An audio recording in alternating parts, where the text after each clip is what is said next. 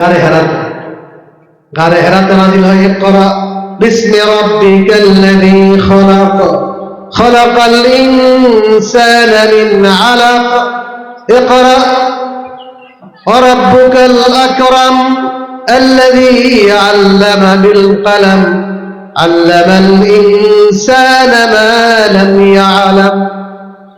এই 5টি আয়াত নাযিল হয়েছে সর্বপ্রথম গারে হেরা রাহমাতুল লিল আলামিন সাল্লাল্লাহু আলাইহি ওয়াসাল্লামের উপর। ফারাজা বিহা ইলা খাদিজা ইয়ারজুহু ফুয়াদুহু ফাকালা জাম্মিলুনি জাম্মিলুনি লাকাদ খাশিতু আলা নাফসি। এই কথাটা আল্লাহর নবী জিবরাইল আলাইহিস সালামের আসর অ্যাকশন এমন চাপ দিয়েছেন, সকালে ইকরা পড়েন, কানা মা আনা বিকারি, আমি তো পড়তে পারি না, আমি তো জীবনে স্কুলে ভর্তি হয় নাই, মাদ্রাসা ভর্তি হয় নাই, আমার তো মা বাপ নাই, আমার তো মাদ্রাসায় পড়ার কোনো সুযোগ হয় নাই, কে পড়াবে? বাপকে তো দেখি নাই, মা 6 বছর বয়সে মারা গেছেন, তারপরে দাদা আব্দুল মুতালিব কিছুদিন লালন পালন করেছেন, তিনিও মারা গেছেন, তারপরে আবু তালেবের ঘরে প্রতিপালিত হয়েছি। আবু তালেবের সংসার ছিল বড়, ছেলে মেয়ে বেশি, আর্থিকভাবে ছিল গরিব দুর্বল, পড়াইবার মতন এমন ব্যবস্থা। নবী মা নবী কারি, আমি পড়তে পারি না। ফাকালা ফাআখাযানি ফাগাত্তানি হাত্তা বালাগা মিন্নিল জুহদ। বুখারী শরীফের হাদিস পড়াচ্ছি আপনাদেরকে গভীর রাতে, ভালো লাগতেছে? হাদিস শুনতে ভালো লাগে? গরম বয়ান আসতেছে, বুঝছেন না? ওনার অপেক্ষায় আছি আমি, ইনশাআল্লাহ জুনায়েদ সাহেব বয়ান করবেন। হাদিসটা পড়াই যায়, বলছেন আমি তো পড়তে পারি না। জিবরাইল ইসলাম ধরে চাপ দিছেন, এমন চাপ দিছে যে কষ্টের সীমা পৌঁছে গেছে, সীমাহীন কষ্ট হয়েছে। তারপরে আমাকে আরসালানি ছেড়ে দিছেন।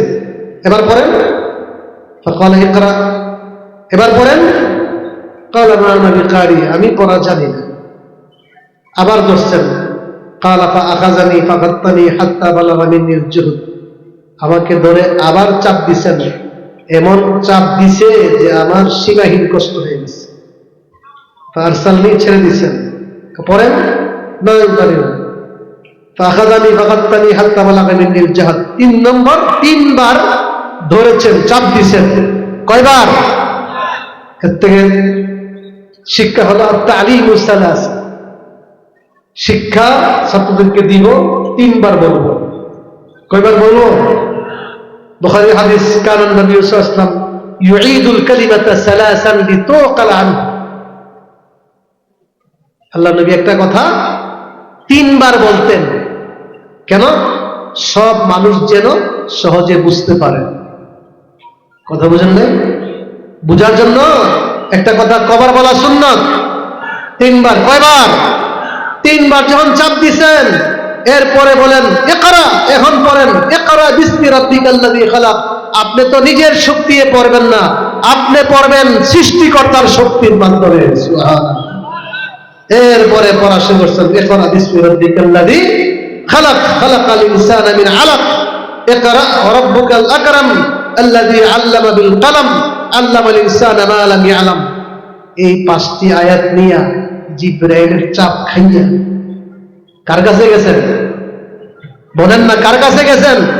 মানুষ যখন বিপদে পড়ে, রাতের বেলা বিপদে পড়ে, হ্যাঁ, ডাকাতের সম্মুখীন হয়, আল্লাহ তাআলা আপনাদের সবাইকে হেফাজত করুন, অথবা যে কোনো একটা বিপদে পড়ে সর্বপ্রথম সান্ত্বনার জন্য জীবন সঙ্গিনী স্ত্রীর কাছে চলে যান, ঠিক না বেঠিক? খাদিজার কাছে গেছে,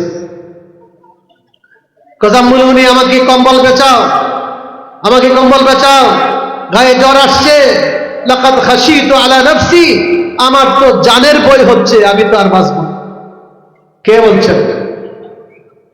সাইয়্যিদুল মুরসালিন রাহমাতুল লিল আলামিন মুহাম্মদুর রাসূলুল্লাহ বলেন, সাল্লাল্লাহু আলাইহি ওয়াসাল্লাম বলেন, আমার তো মৃত্যুর বই হয়ে গেছে। লাকাদ হাসিতু আলা নাফসি, লাকাদ হাসিতু আলা নাফসি 10টা ব্যাখ্যা আছে, আমরা সবকে বলি, এখন বলতে পারবো না। এর মধ্যে এটাই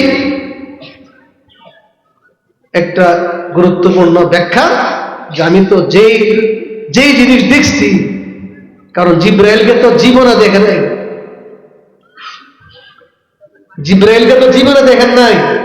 কেমন দেখছেন জানেন? 2টা পাও মাটিতে আর মাথাটা হলো আকাশ। জিব্রাইল আকৃতির মতো। আমরা যদি দেখি ওইখানে তো হাঁটু দেখলেই তো শেষ। দেখি মানুষ নাকি জিন নাকি কি দানব, 2 পাও মাটিতে, মাথা হলো কোথায়?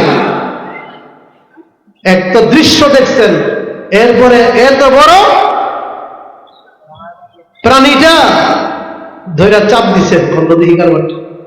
আপনি যদি 5 দিনের শিশু বাচ্চাকে ধরে চাপ দেন, বাচ্চা বাঁচব। আর যে আকাশ পর্যন্ত যে প্রাণী, ফেরেশতা, সাইয়্যিদুল মালায়েকা, আল্লাহ নবীকে চাপ দিয়েছেন, কি অবস্থা হবে? 1বার না 2বার না, কয়বার? আমি যে জিনিস দেখছি, যেই চাপ খাইছি, আমি আর বাঁচলাম না। এই কথা কাকে বলছেন? হাদিজাকে। হাদিজা কি উত্তর দিচ্ছেন? এটাই হলো আমার কথা। খাদিজা রাদিয়াল্লাহু আনহা বলেন, কাল্লা কাল্লা, কখনো আপনার কোনো ভয় নাই। সুবহানাল্লাহ, কি সাহসী নারী দেখছেন। জামাই যদি কমর তো আমি বাঁচতাম না, বিবি কিন্তু এমনি কান্না শুনলেন। ঠিক না? ঠিক। মেয়ের মন নরম, হাইরি আমার স্বামী মারা যাবে।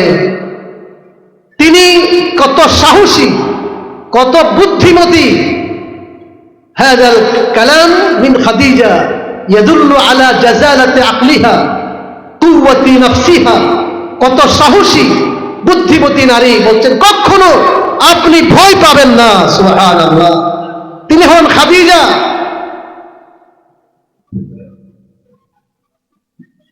কত সাহসী, আল্লাহ নবীকে সাহস যুগাইছেন, কোনো ভয় পায়েন না। শুধু এতটুকু ক্ষান্ত হন নাই, সাথে সাথে বলেন আল্লাহ আল্লাহি লা ইউখজিকাল্লাহু আবাদা। আল্লাহর কসম, আল্লাহর কসম, কখনো আল্লাহ তাআলা আপনাকে অপমান করবেন না। কি দেখলেন, কি পাইলেন, কিসের ভিত্তিতে খাদিজা কসম খেয়ে বলে ফেলছেন? কসম খেয়ে ফেলছেন, না না না, আপনি ভয় পাবেন কেন?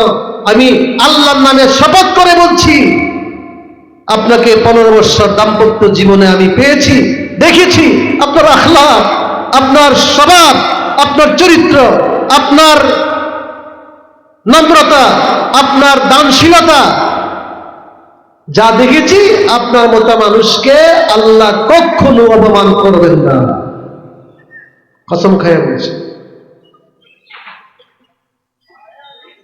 কারণ সুম্মাস্তাদাল্লাত আলা মাদ্দাআত, আল্লাহ তাআলা আপনাকে অপমান করবেন না।